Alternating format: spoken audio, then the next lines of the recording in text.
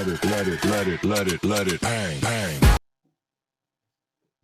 प्यारे दोस्तों, आपका अपने YouTube चैनल लुमिनेंट गुरुकुल में स्वागत है। आइए हम लोग अपना अगला नेक्स्ट चैप्टर देखते हैं। प्रश्नावली 6.2 का। इसमें पहला क्वेश्चन दिया है कि आकृति 6.28, ये आकृति क्या है? 6.28 आकृति दिया है।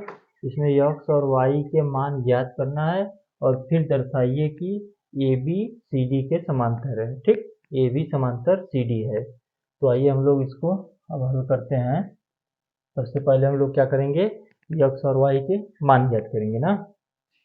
तो यहाँ 50 दिया है ये वाला कोण, ठीक, और ये x दिया है। तो यहाँ से हम लोग टोटल जानते हैं, यहाँ से ये वाला कोण कितना बनता है, यहाँ से यहाँ तक एक सरल रेखा पर 180 अंश का कोण बनता है ना। तो यहाँ से जब 180 बनता है तो 180 में से 50 घटाएंगे तो ये वाला कोण मिल जाएगा। ठीक, या फिर आप लोग यहाँ से भी कर सकते हैं। इसको करने का बहुत से तरीका है ना। प्रमेय हम लोग बहुत से इसमें प्रमेय है पीछे ना, तो आप लोग प्रमेय पढ़ लीजिएगा एक बार, तो उसमें से अच्छे समझ में आएगा ना। तो बाकी जो प्रमेय का आवश्यकता यहाँ पड़ेगा हम आगे इसमें बताते चलेंगे ना।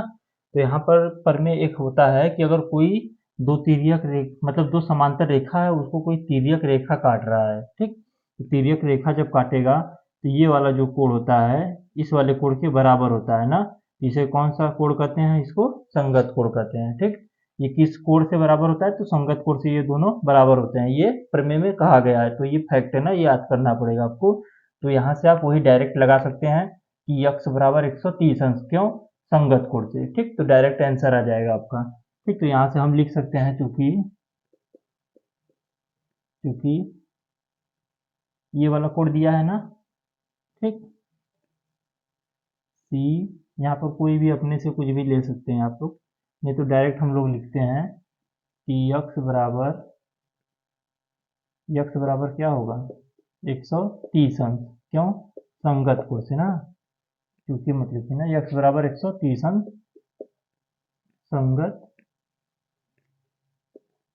संगत कोण से। ऐसे ही अब यहाँ से भी लगा सकते हैं। ठीक, 180 होता है घटाकर, यहाँ से भी 130 आ जाएगा। अगर ऐसे भी करते हैं, उसका कारण भी दे देते हैं कि क्यों आता है ये 180 अंश, मतलब x का मान कैसे 130 आया, तो क्यों आया? संगत अंश, संगत कोण से ना। ये भी आपका एक आंसर हो गया। फिर अगर y वाले को निकालना है तो डायरेक्ट यहाँ से y बराबर भी 130 हो जाएगा, क्यों? क्योंकि ये शीर्षाभिमुख कोण से हो जाएगा ना। y बराबर क्या हो जाएगा? 130। ये किस प्रकार से हुआ? शीर्षाभिमुख कोण। शीर्षाभिमुख कोण, शीर्षाभिमुख कोण क्या होता है? अगर कोई भी समांतर रेखा है या फिर कोई भी किसी प्रकार का कोई रेखा है ना, दो समांतर हो चाहे ना हो, एक रेखा भी कोई है, अगर उसको कोई तिर्यक रेखा काट रहा है, किसी भी प्रकार से तिर्यक रेखा काट रहा है, तो दोनों के जो तिर्यक रेखा काटने के बाद जो दोनों आमने सामने कोण बनेंगे, जैसे इसके सामने का कोण ये बना, इसके सामने का कोण ये बना। ठीक, तो आमने सामने का कोण हमेशा बराबर होते हैं और इसे ही क्या कहते हैं? शीर्षाभिमुख कोण कहते हैं ना। तो इसी शीर्षाभिमुख कोण इसमें लगेगा। एक रेखा है सीधा, इसमें कोई तिर्यक रेखा ऐसे काट रहा है, तो जब तिर्यक रेखा काट रहा है तो ये आमने सामने के कोण क्या बनाएंगे? शीर्षाभिमुख कोण। तो ये शीर्षाभिमुख कोण से y बराबर कितना हो जाएगा? 130 आ जाएगा। तो ये हो गया x y का मान। तो ये x y का मान हो गया, हमको निकल गया। तो यहाँ से देखिए, जब x और y एक और प्रमेय होता है, उसको भी समझ लेते हैं यहीं पर। जब कोई दो समांतर रेखा दिया हो और उसको एक तिर्यक रेखा कट कर रहा हो ना, जब कोई दो समांतर रेखा दिया हो, एक तिर्यक रेखा कट कर रहा हो, तो ये वाला कोण इस वाले कोण को बराबर होता है, इस वाले कोण के बराबर होता है। और इस कोण को क्या कहते हैं? एकांतर अंतःकोण कहते हैं ना। ये वाला कोण इस वाले कोण के बराबर होगा और इसे क्या कहेंगे? एकांतर अंतःकोण। ठीक, अंतःकोण। तो ये भी एक प्रमेय है ना, ये भी आप याद कर लेंगे और इसी से डायरेक्ट आपका क्वेश्चन निकलेगा, आगे लगेगा, बहुत जगह यूज होगा इसका ना। ये भी एक प्रमेय है, तो इसमें लगाएंगे अगला क्वेश्चन का, इसी प्रमेय से निकालेंगे ना। तो फिर लिखेंगे चूंकि कोण y बराबर 130 अंश ना। देखिए दोनों बराबर हैं, जब दोनों बराबर है तो इसमें क्या हो जाएगा? अतः AB समांतर CD ना। कैसे? एकांतर अंतःकोण से, एकांतर अंतः कोण से। ठीक, ये इसका रीजन दे देंगे। ठीक, आइए देखते हैं अपना नेक्स्ट क्वेश्चन। प्रश्न संख्या दूसरा, आकृति 6.29, यह आकृति 6.29 दिया है और यदि ए बी समांतर सी डी, ए बी जो रेखा है सी डी के समांतर है और सी डी ई एफ के समांतर, और ये सी डी ई एफ के समांतर है, और यह वाई संबंधी जेड बराबर के दिया है 3:7 मान दिया है, जो है वाई और जेड में अनुपात दिया है, वाई जेड का कितना दिया है 3:7 है, तो यक्स का मान ज्ञात कीजिए। तो यक्स कितने अंश का कोण बनाएगा वो पूछ रहा है हमसे ना। तो हम लोग करते हैं इसको हल। तो सबसे पहले जो दिया है उसको लिख लेते हैं ना। दिया है, क्या क्या दिया है, ए बी समांतर है सी डी के ना, तथा सी डी समांतर है ई एफ के। तो अपने से ये लिख सकते हैं, जब ए बी समांतर है सी डी के और ये ए बी सी डी के समांतर है और सी डी ई एफ के समांतर है, तो जब ये इसमें और ये इसमें, मतलब ये दोनों कॉमन है, तो ए बी ई एफ के भी डायरेक्ट समांतर हो जाएगा ना। तो ए बी समांतर हो जाएगा ई एफ के। ठीक, अब इसकी जरूरत कहीं पड़ेगा तो लगाएंगे, लिख लेते हैं अभी फिलहाल में। और क्या दिया है, वाई अनुपात जेड बराबर 3:7 दिया है। ठीक, इतना दिया है, हमको ज्ञात क्या करना है उसको लिख लेंगे, ज्ञात करना है। ठीक, क्या ज्ञात करना है, यक्स का मान। ठीक, तो हम लोग करते हैं फिर आगे करेंगे हम लोग। तो इसमें देखिए सबसे पहले क्या करेंगे, जो यहाँ पर यक्स और वाई है ये दोनों क्या कौन सा कोण बना रहे हैं, दोनों अंतः कोण बना रहे हैं ना, और अंतः युग्म कोणों का मान कितना होता है 180 अंश होता है। तो यहाँ से इन दोनों कोणों का योगफल कितना होगा 180 अंश। और यहाँ पर देखिए ये वाला कोण यक्स वाला जेड के साथ क्या बना रहा है, एकांतर अंतः कोण। बताए थे ना, कोई दो रेखा समांतर हैं और कोई तीसरा तिर्यक रेखा काट रहा है, तो ये वाला जो कोण होता है इस वाले कोण के क्या होता है, एकांतर अंतः कोण। ये वाला इसके भी एकांतर अंतः कोण होगा क्योंकि ये भी इसके समांतर है, और हम लोग ये देख चुके हैं कि ए बी जो है ई एफ के भी समांतर है ना। तो ए बी जब ई एफ के समांतर होगा तो इसका एकांतर अंतः कोण ये भी बन जाएगा ना। तो अतः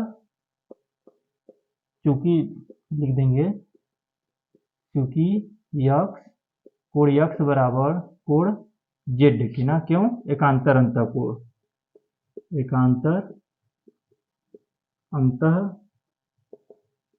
कोण।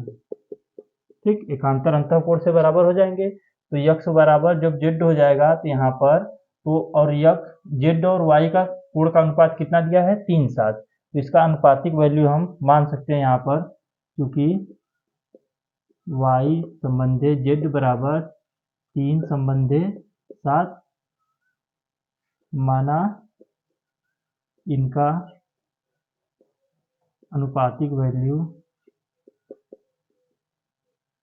अनुपातिक मान यक्स है, यक्स नहीं, यक्स तो पहले से दिया, कुछ और मान लेते हैं, ए है, ए है। तब तब क्या हो जाएगा, वाई संबंधी जेड जो हो जाएगा 3a 7b हो जाएगा ना। ठीक, तो यहाँ पर y बराबर कितना, हम z बराबर कितना माने हैं, देखिए ये a माने थे ना अनुपातिक मान, तो यहाँ पर भी a रहेगा ना, b नहीं आ जाएगा, a ही रहेगा। अनुपातिक मान जो मानते हैं दोनों का सेम रहता है ना, तो 3a हो जाएगा 7a हो जाएगा। यहाँ पर y बराबर किसके है, यक्स बराबर z के है ना, तो z बराबर हम यक्स रख सकते हैं, तो यहाँ पर हो जाएगा यक्स ना, 3a 7a। ठीक, तो यहाँ पर ये दोनों का योग कितना होगा, यक्स और वाई का, यक्स और वाई का, तो यक्स प्लस वाई बराबर कितना होगा, कोण यक्स कोण वाई का योगफल कितना होगा 180 अंश। ठीक, 180 अंश होगा, क्यों होगा, संगत कोण से ना, अंतः कोण इसे कहेंगे ना, अंतः युग्म कोण, अंतः युग्म कोण से।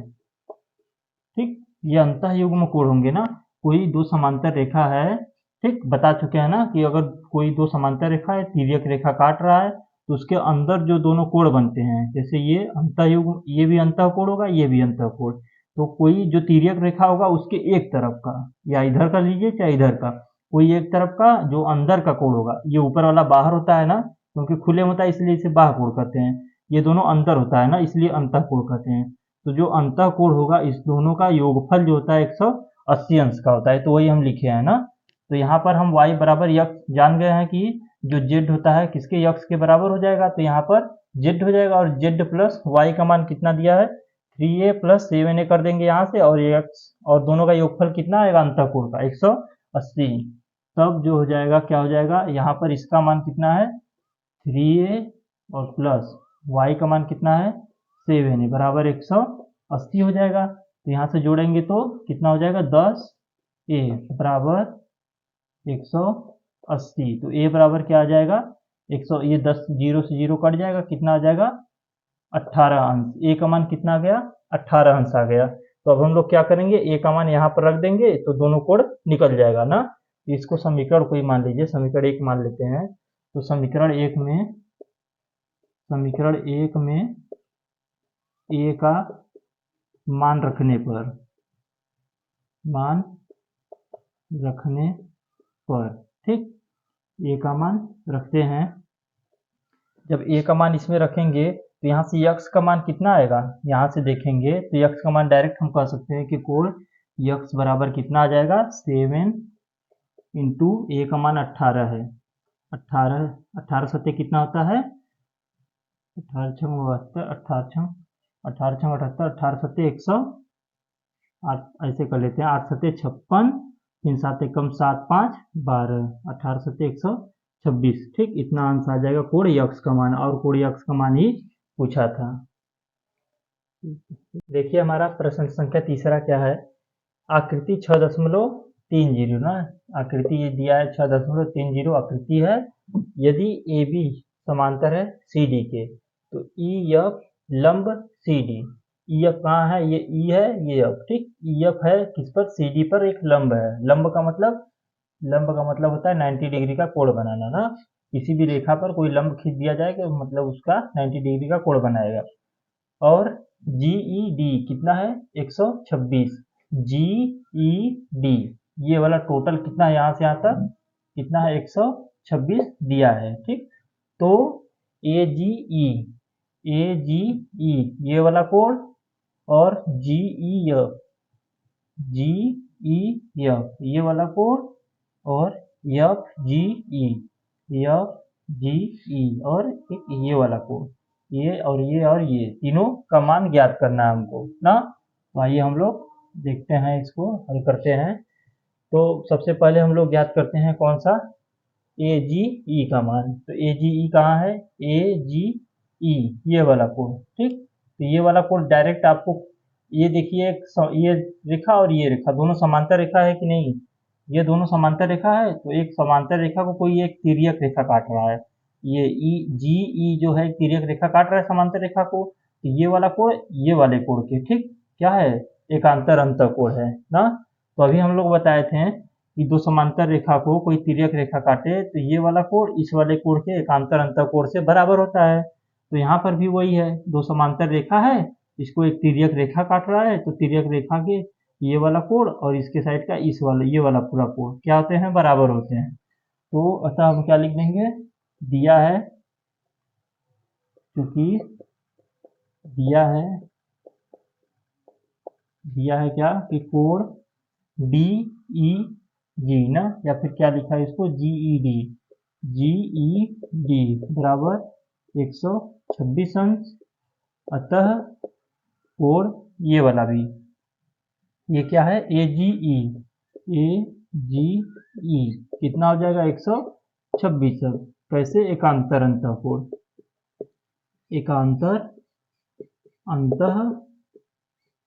कोण से, ठीक, इसमें कुछ करना नहीं है। अगर आपको रीजन अगर परफेक्ट पता है कि ये कैसे आया है तो आप रीजन देकर डायरेक्ट उसका आंसर लिख सकते हैं, क्यों, क्योंकि ये प्रमेय से होता ही है ना। इसको अब ये मत सोचिए कि कहाँ से निकलेगा कैसे निकालें, अगर ये प्रमेय में अगर लिखा है अगर होता है तो इसके बराबर हो जा रहा है तो डायरेक्ट इसका ये आंसर हो गया, कारण दे देंगे एकांतर अंतः कोण से ना।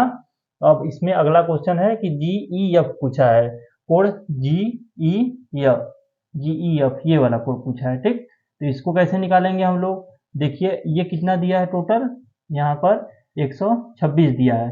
126 में से हम ये वाला बस 90 डिग्री का घटा दें तो बस यही वाला बचेगा, क्योंकि इसमें ये शामिल है ना। तो यहाँ लिखेंगे कोण, ये दोनों का लिख देते हैं, GEF, GEF प्लस FED,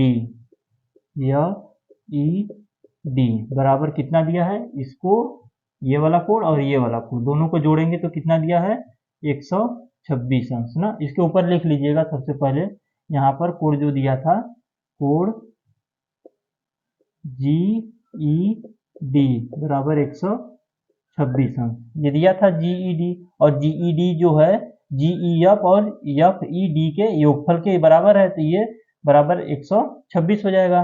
और यहाँ पर कोण GEF प्लस और FED, देखिए FED कहाँ है, FED कितना है ये FED, 90 डिग्री का, तो यहाँ पर इसका मान हम रख देंगे 90 अंश बराबर 126 अंश के।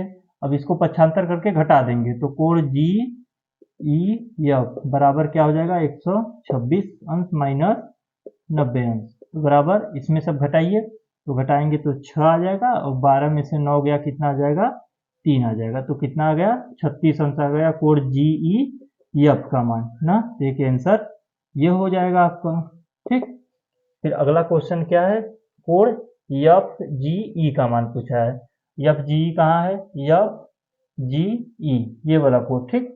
इस वाले कोण को पूछा है, ये वाला कोण कैसे निकलेगा, तो ये वाला हमको पता है, निकाल चुके हैं, और हम जानते हैं कि एक सरल रेखा पर 180 अंश का कोण बनता है, 180 अंश का बनता है, तो 180 में से इस कोण को घटा देंगे तो ये वाला मिल जाएगा आपको, ठीक।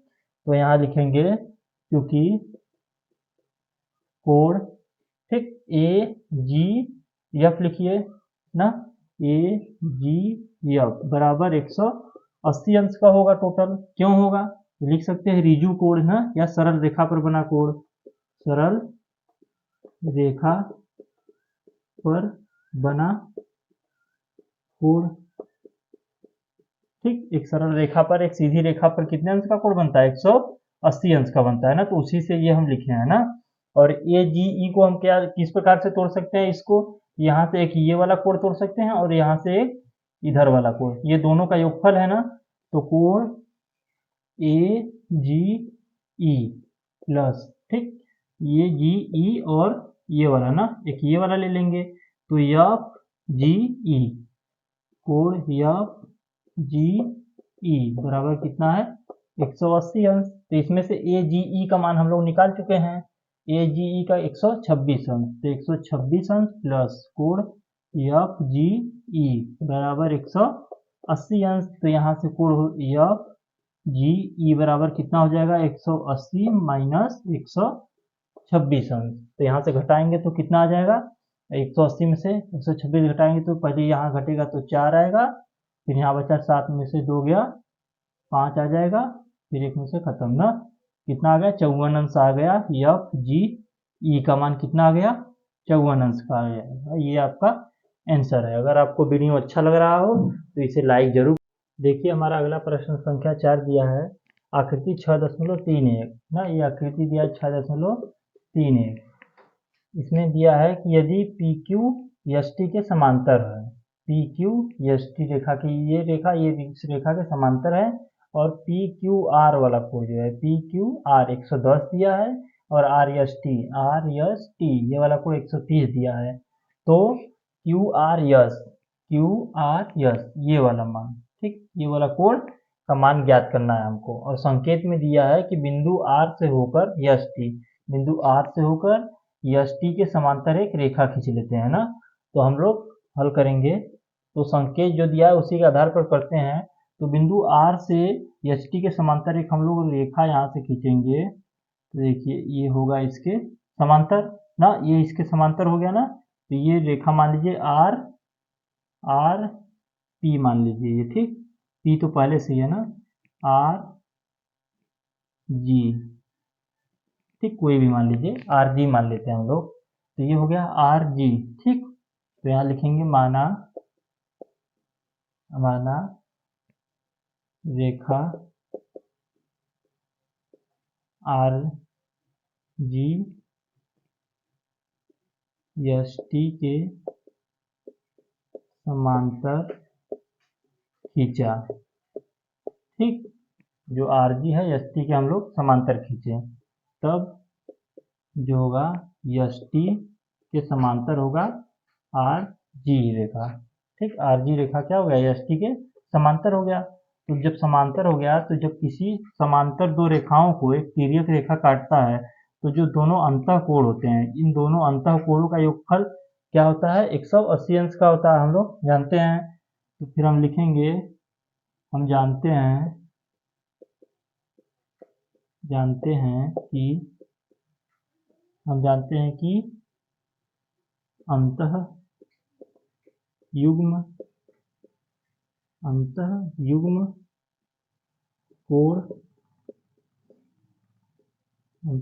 कोण बराबर 180 अंश, ठीक। तो अंतः युग्म कोण कौन कौन से होगा, तो टी यस आर या आर यस टी, ठीक। R S T plus R S T हो गया, और कौन सा कोण, ये वाला ना, यस आर जी, कोण यस आर जी बराबर कितना होगा, 180 अंश के होगा, ठीक। तो अब यहाँ से हम लोग देखिए, जो आर यस टी दिया है, आर यस टी, ठीक, कितना दिया है, ये 130 अंश दिया है, 130 हो गया, प्लस कोण यस आर जी बराबर 180 अंश। तो यस आर जी निकाल लेते हैं, यस आर जी कोण कितना होगा, 180 माइनस 130 अंश, तो घटाएंगे तो कितना आ जाएगा, 50 अंश आ जाएगा, ठीक। कोण यस आर जी कितना आ गया, 50 अंश। तो ये आप निकाल लिए कितना, 50 अंश। हमको ज्ञात करना है इस वाले कोण को ना। तो ये हम जानते हैं यहाँ से भी कि ये वाला जो रेखा है, देखिए पहले तो ये वाला रेखा इसके समांतर दिया है, और इसके समांतर ये वाला रेखा है। जब ये दोनों समांतर है और ये इसके समांतर है, तो ये इसके भी समांतर होगा ना। तो लिखेंगे चूंकि पी क्यू समांतर है किसके, यस टी के, ठीक। यस टी के समांतर है, तो अतः जो पी क्यू है, ठीक, पी क्यू भी समांतर होगा किसके, आर जी के ना, आर जी के। क्यों, तो यहाँ लिख देंगे क्योंकि एस टी समांतर है आर जी के, ठीक। आर जी के समांतर है, इसलिए ये वाला रेखा इसके भी समांतर होगा। अब बताइए, जब ये दो समांतर रेखा बनेंगे और इसको कोई तिर्यक रेखा, ये देखिए तिर्यक रेखा काट रहा है, ठीक। तिर्यक रेखा काटेगा तो ये वाला कोण इस वाले कोण के, टोटल ये वाला जो कोण होगा, एकांतर कोण बनाएगा इसके, तो ये वाला कोण इस वाले कोण के एकांतर कोण हो जाएगा। और एकांतर कोण क्या होते हैं, बराबर ना। तो यहाँ लिख देंगे कोण पी क्यू आर बराबर हो जाएगा कोण क्यू आर जी के ना, कोण पी क्यू आर जी के बराबर होगा। और पी क्यू आर कितना दिया है, 110 दिया है, ठीक। और क्यू आर जी, इसको हम दो भागों में तोड़ लेंगे, क्यू आर जी, इस कुल कोण को एक ये वाला कोण और एक ये वाले कोण में तोड़ लेते हैं। तो एक बनेगा क्यू आर एस, ठीक, क्यू आर एस प्लस कोण एक बन जाएगा यस आर जी, हाँ, यस आर जी। यहाँ 110 हो गया बराबर कोण Q R yes plus yes R G कितना निकाले हैं, 50। तो यहाँ रख देंगे 50 अंश। तो यहाँ से आ जाएगा कोण क्यू आर यस बराबर कितना आ जाएगा, इसको पक्षांतर करके घटा देंगे, 110 में से 50 घटा देंगे तो कितना आ जाएगा, 60 अंश आ जाएगा। ये आपका आंसर आ गया, ठीक। तो यही वाला कोण जो हो जाएगा, कितना हो गया, 60 अंश हो गया। देखिए दोस्तों, हमारा अगला क्वेश्चन है प्रश्न संख्या 5, आकृति 6.32। आकृति 6.32 ये दिया गया है। इसमें बताना है यदि ए बी सी डी के समांतर है और कोण ए पी क्यू बराबर 50 अंश है और कोण पी आर डी कितना है, 127 अंश है, तो यक्स और वाई का मान ज्ञात करना है, ठीक। यक्स और वाई का मान ज्ञात करना है। ये कोण दिया है, ये कोण दिया है। तो हम लोग आइए करते हैं इसको हल। तो सबसे पहले जो दिया है उसको लिख लेंगे ना। दिया है क्या क्या दिया है, तो दिया है क्या, ए बी समांतर है सी डी के, एक ये दिया है, और क्या दिया है, कोण ए पी क्यू। कोण ए पी क्यू कितना दिया है, 50 अंश, तथा कोण पी आर डी बराबर कितना दिया है, 127 अंश। ठीक, ये दिया है इतना, और हमको ज्ञात क्या करना है, ज्ञात करना है कोण x तथा कोण y का मान। ठीक, कोण x और y का मान ज्ञात करना है ना। तो आइए इसको सॉल्व करते हैं। तो देखिए सबसे पहले x का मान निकालेंगे जब हम, तो ये एक समांतर रेखा है, ये भी एक, मतलब ये दोनों क्या है, एक दूसरे के समांतर रेखा है ना, दिया भी है ए बी सी डी के समांतर है, ये ए बी है, ये सी डी रेखा है, तो ये दोनों एक दूसरे के समांतर है, और इसको एक तिर्यक रेखा काट रहा है। जब किसी दो समांतर रेखा को कोई तिर्यक रेखा काटता है, तो उसपे ये वाला जो कोण होता है, इसके उसी रेखा जो तिर्यक रेखा उसके दूसरी ओर इस साइड वाला कोण जो होता है उसे क्या कहते हैं, एकांतर कोण कहते हैं, और ये दोनों आपस में बराबर होते हैं ना। तो फिर हम लिखेंगे कोण x बराबर कितना हो जाएगा, 50 अंश। ठीक, क्यों, एकांतर कोण से ना, एकांतर कोण से। ठीक, लिख देंगे एकांतर कोण से कोण x का मान निकल गया, और हमको चाहिए क्या, कोण y का मान चाहिए, ये वाला कोण चाहिए ना। तो यहां से देखेंगे तो ये ए बी जो है इस सी डी के क्या है, समांतर है, तो ये भी यहां से भी देखेंगे तो इसको एक ये वाला भी तिर्यक रेखा काट रहा है, तो जब ये तिर्यक रेखा काट रहा है तो यहाँ से ये वाला कोण, ठीक, इस वाले कोण के एकांतर कोण हो जाएगा ना। देखिए तिर्यक रेखा काट रहा है, ये वाला कोण इस वाले कोण के क्या होगा, एकांतर कोण, और एकांतर कोण क्या होगा, बराबर, तो ये वाला टोटल कोण इस कोण के बराबर होगा ना। तो फिर लिखेंगे कोण ये वाला ना, कोण ए पी क्यू, नहीं डायरेक्ट लिखिए कोण ए पी आर। ठीक, कोण ए पी आर बराबर होगा किसके, कोण पी आर डी के, कोण पी आर डी के बराबर है। और ए पी आर जो है ये टोटल हमको तो नहीं पता है, लेकिन ये पता है 50 है, और इसको हम ज्ञात कर लेंगे। जब इसको ज्ञात, यही तो ज्ञात करना है ना, तो 50 प्लस वाई ना, ये वाला लिखेंगे कोण, यहाँ से ए पी क्यू और प्लस फिर यहाँ से पी क्यू पी आर, तो कोण ए पी क्यू प्लस कोण क्यू पी आर ना, इन दोनों कोण को जोड़ेंगे तो कुल कोण के बराबर आएगा ना। देखिए दोनों को जोड़े हैं, इस कोण के बराबर होगा, बराबर कोण, इसका मान दिया है कोण पी आर डी, कितना दिया है, पी आर डी 127, तो 127 इसको रख लेते हैं। ठीक, और यहाँ से ए पी क्यू भी दिया है।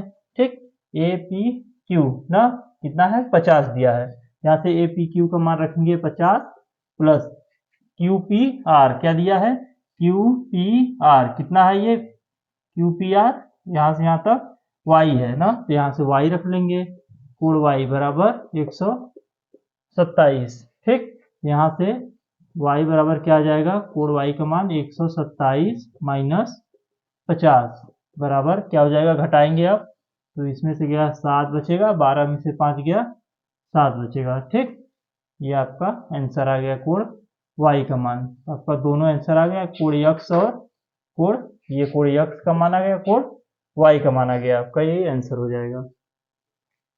आइए देखते हैं हम लोग अपना अगला क्वेश्चन, प्रश्न संख्या 6।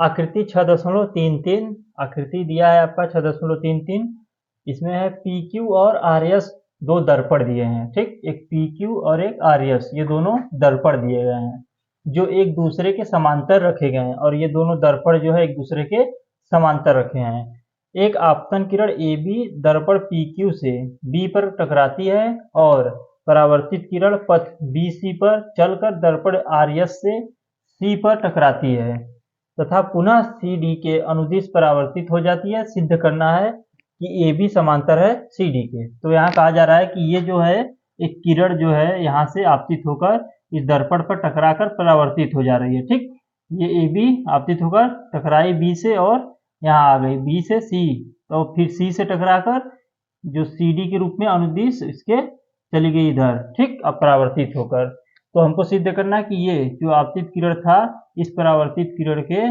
बराबर है, मतलब समांतर है, यही सिद्ध करना है ना। तो आइए हम लोग हल करते हैं इसको। तो सबसे पहले जो दिया है उसको लिख लेंगे। दिया है क्या क्या दिया है इसमें, तो दिया है PQ और RS दर्पण है ना, तो ये लिखने वाली बात नहीं है, मान लीजिए लिख लीजिए उसे, PQ और RS दर्पण है। ठीक, समांतर दर्पण लिख लीजिए डायरेक्ट, समांतर रखे दर्पण। ठीक, समांतर रखे दर्पण है, जो एक दूसरे के समांतर रखे गए हैं ना। एक आपतित किरण AB दर्पण PQ से, ठीक, AB जो है PQ से B पर टकराती है ना, तो यहां से लिख लीजिए कि AB आपतित किरण, आपतित किरण तथा यहां से फिर BC लिख सकते हैं, BC परावर्तित किरण, परावर्तित किरण है ना। एक ये लाइन हो गया।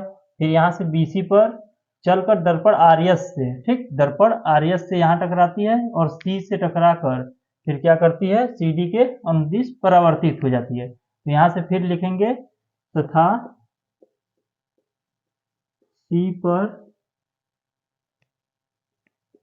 टकराने के पश्चात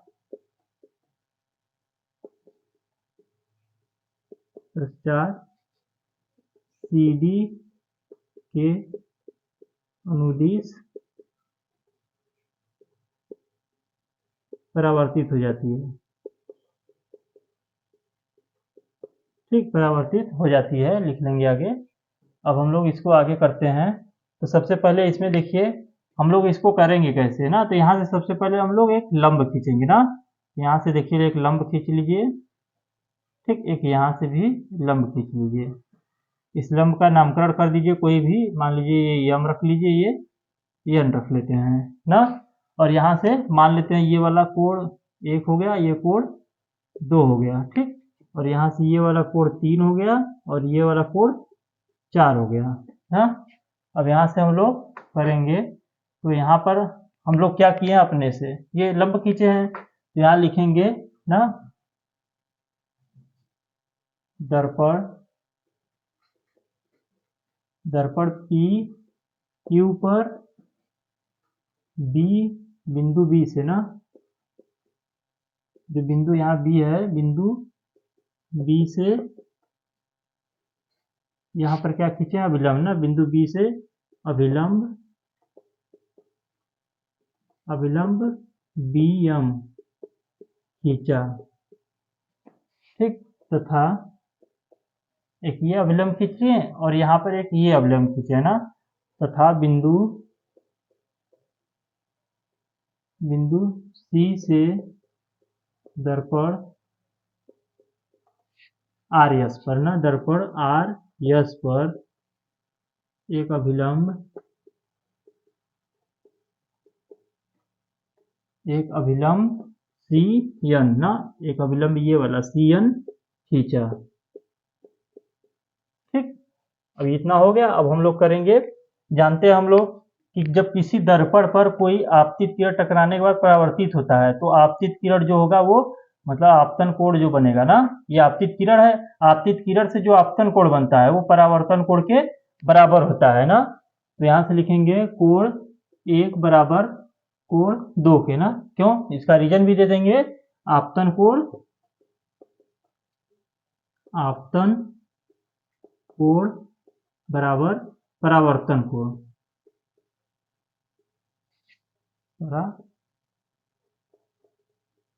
परावर्तन कोण।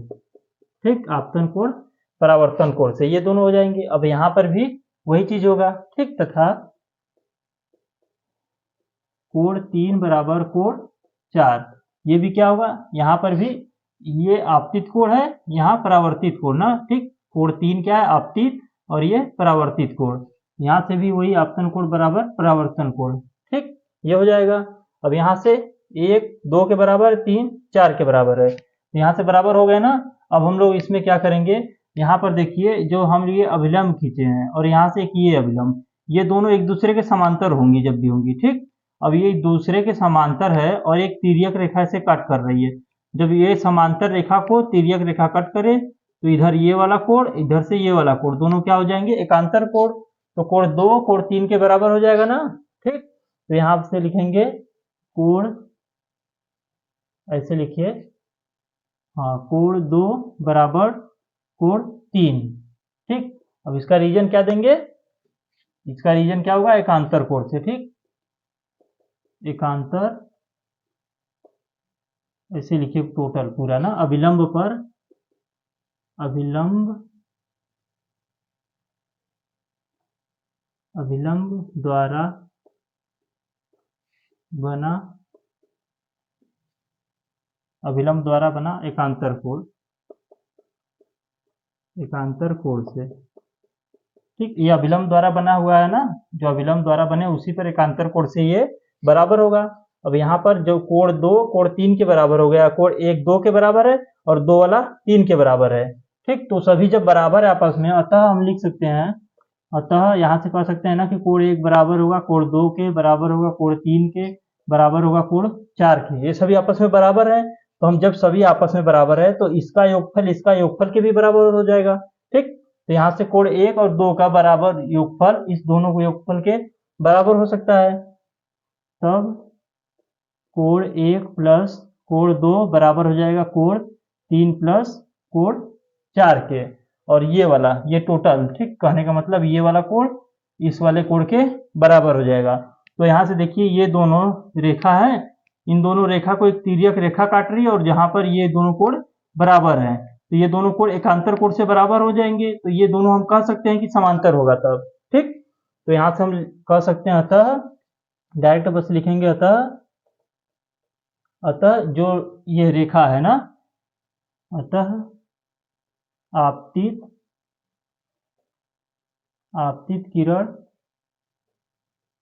ठीक। आपतित किरण क्या है, ए बी ना, आपतित किरण ए बी तथा यहां से ये परावर्तित किरण सी डी ना, परावर्तित किरण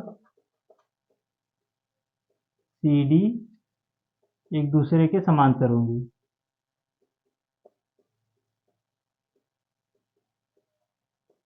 समांतर होगी ना, ठीक।